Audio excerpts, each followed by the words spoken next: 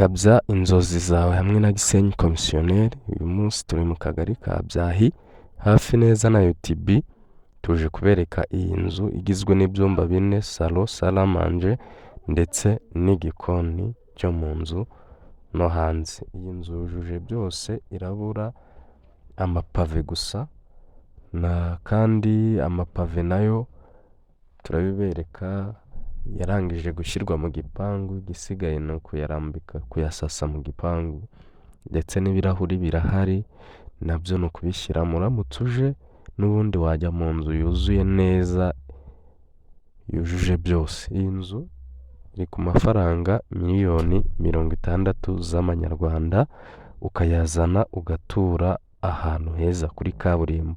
Ifite parikingi y'imodoka imwe, imodoka y'ijipe. Muri make nta modoka y'ijipe itaparikamo kuko yayisigiye umwanya wa 5 metero aho parikingi y'imodoka yabigenewe.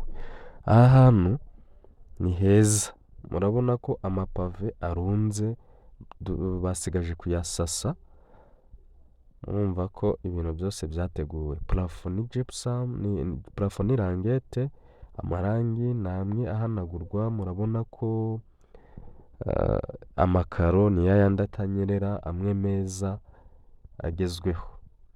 Muduhamagare kuri 0788 387 aha hantu ni heza, ni hafi na kaminuza ya UTB, hakora kuri kaburimbo.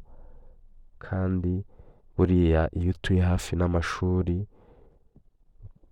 hari ishuri ry'abana, hari ishuri rya segonderi, yewe hari na kaminuza, hari ibitaro, hari buri kimwe. Ahantu nk'aho kuhatura nta gisa nacyo, ni ukuva mu bwiza ujya mu bundi. Ngaho rero muze ngwino mu ba mbere wigurira aha hantu batagutwara, kandi wari ufite ubushobozi bwo kuhatunga. Nimero zacu ni 0788 387 555.